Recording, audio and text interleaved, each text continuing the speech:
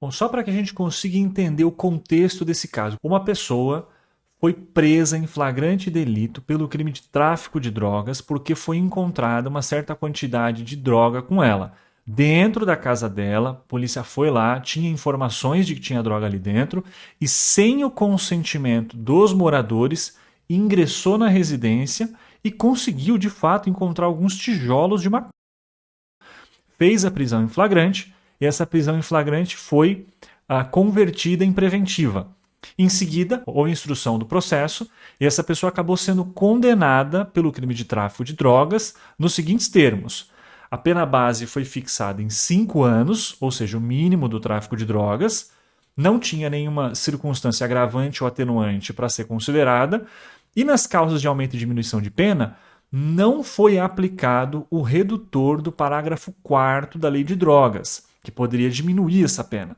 Não foi aplicado, então ela tornou-se definitiva em 5 anos, e em função disso não se pôde fazer a substituição da pena privativa de liberdade por restritiva de direitos. Então ficou lá a pena de 5 anos em regime fechado. E o juiz fundamentou o regime fechado dizendo que essa é a previsão da lei dos crimes hediondos, que está em pleno vigor. Enfim, vamos entender como que os habeas corpus foram impetrados nesse caso concreto e o que eles estavam objetivando. O caminho que foi percorrido aqui é o caminho normalmente percorrido por um advogado criminal quando deseja uma revogação de uma prisão preventiva. Então, houve lá, em primeiro grau, decretação de prisão preventiva, foi pedida a revogação dessa prisão preventiva, foi negada pelo juiz e, em seguida, foi impetrada uma ordem de habeas corpus para o Tribunal de Justiça do Estado de São Paulo. Teve a liminar negada e, quando foi julgar o mérito, também foi negado. Disseram que os fundamentos tinham sido bem lançados, etc. Ok. Em seguida, foi impetrado mais um habeas corpus perante o Superior Tribunal de Justiça, apontando agora o Tribunal de Justiça como autoridade coatora. A liminar no STJ foi negada e, passados alguns meses, se julgou o mérito e também negaram o mérito, com uma observação especial aí. Entre a negativa da liminar e o julgamento do mérito, houve prolação de sentença.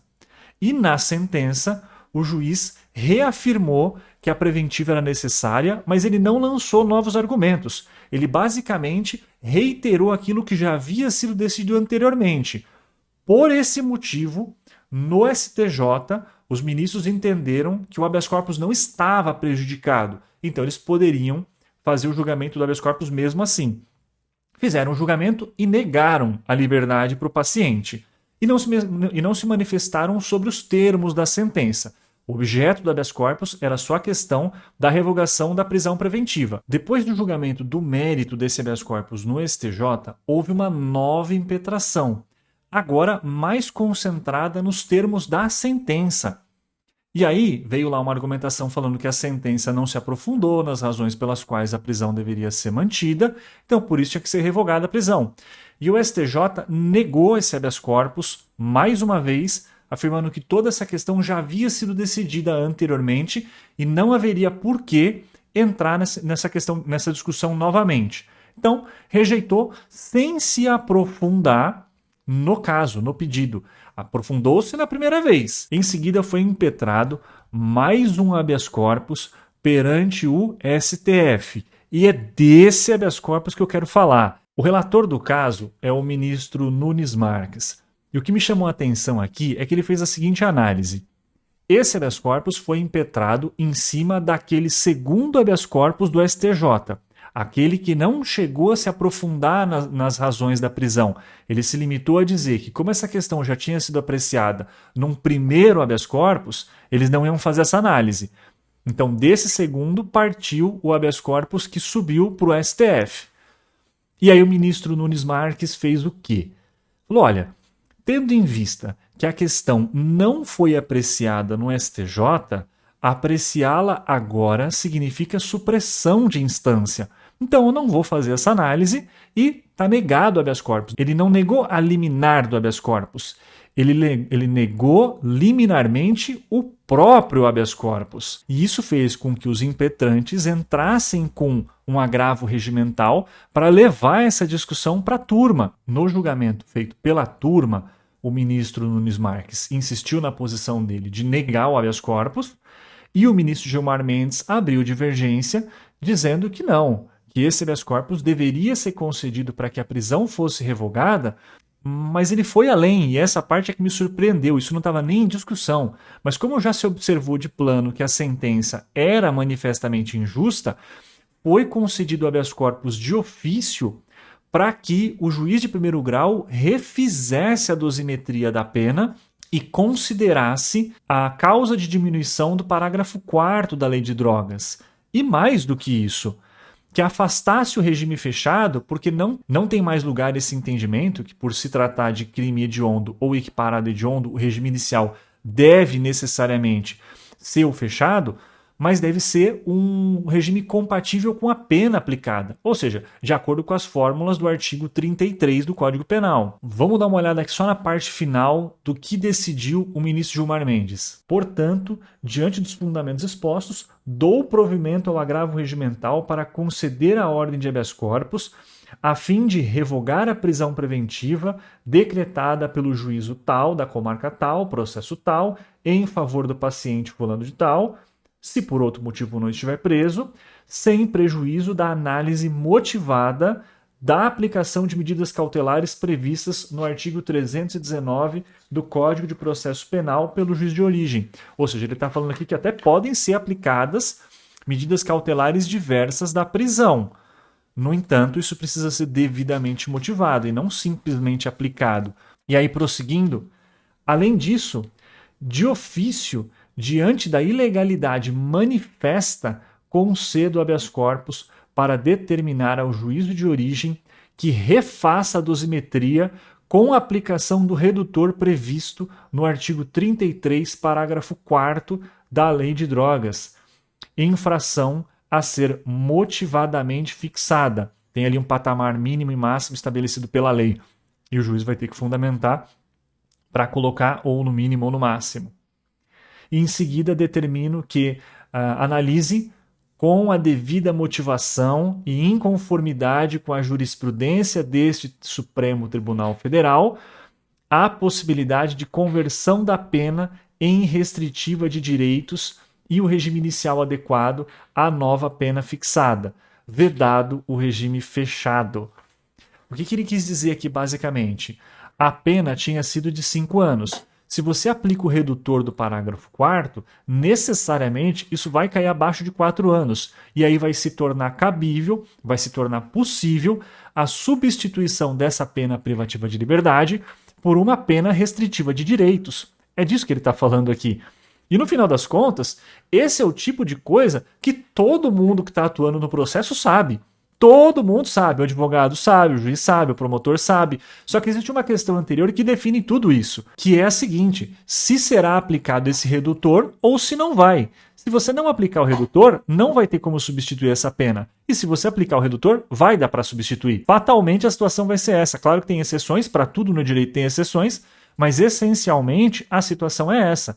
E aí tem outra discussão, que é a do regime inicial de cumprimento de pena. Se você for ler a lei dos crimes hediondos, você vai verificar que o regime inicial de cumprimento de pena tem que ser o fechado, segundo determina a lei. Mas essa questão já teve sua inconstitucionalidade reconhecida pelo Supremo Tribunal Federal há muito tempo. Isso já foi decidido, essa questão já está superada.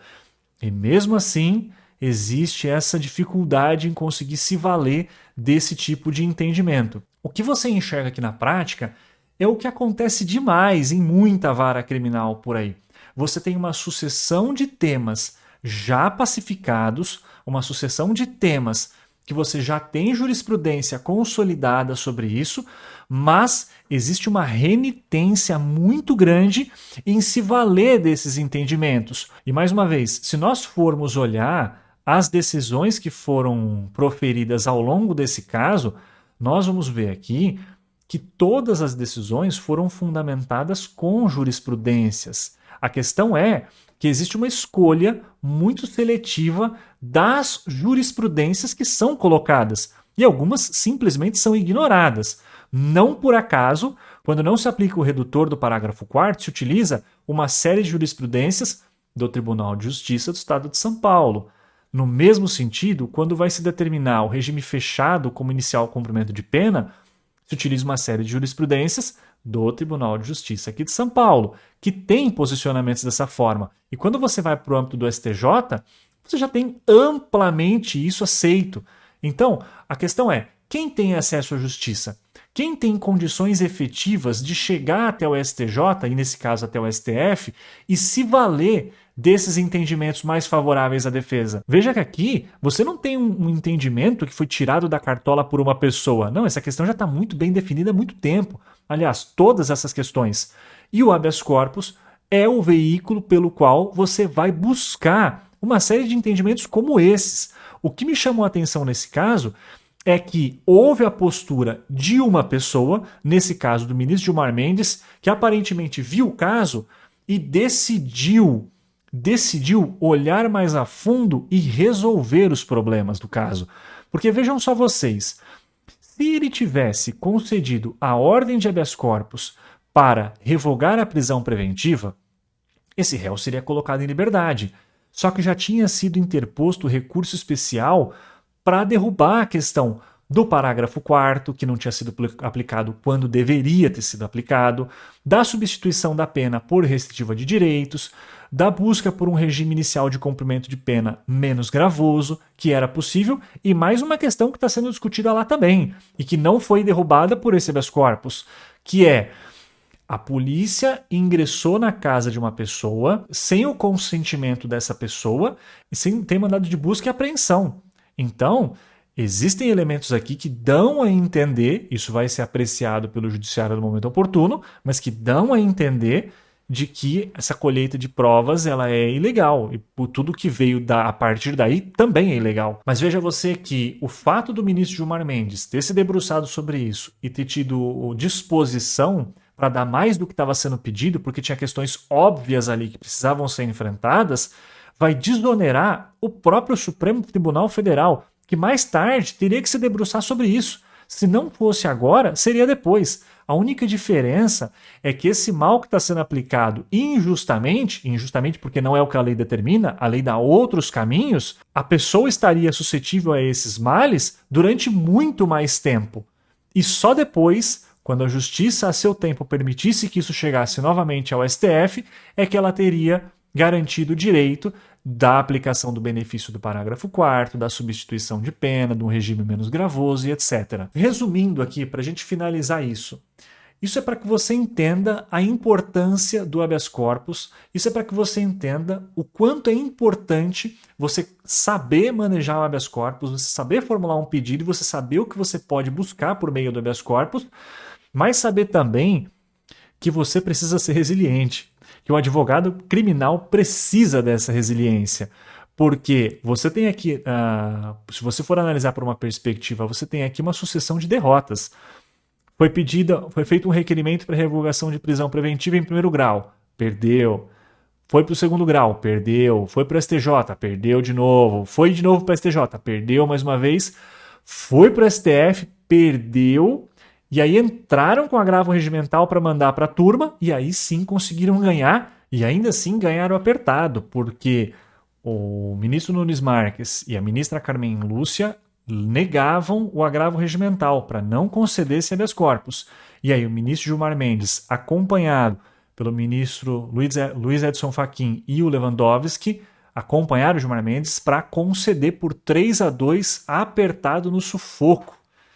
Então, para que vocês tenham uma noção do quanto é preciso se manter firme quando você acredita em uma tese, quando você acredita que o que você está pedindo tem procedência e merece ser levado adiante. Não dá para desistir, não tem como. Embora eu tenha dito tudo isso em um vídeo, as pessoas que estão por trás desse processo tiveram que manter essa energia durante muito mais tempo.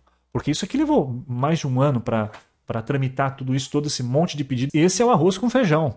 Esse é o dia a dia da advocacia criminal. Não tem como sair disso. Se você tem um caso que permite que você vá atrás por meio do habeas corpus para conseguir uma tese, para conseguir algum benefício para um cliente seu, você precisa ir. Não tem jeito. Tem que ir.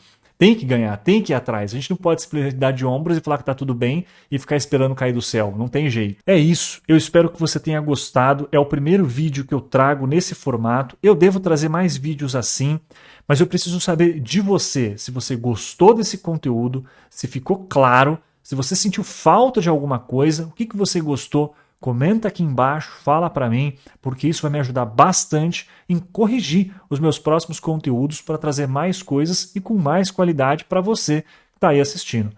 Obrigado, até mais.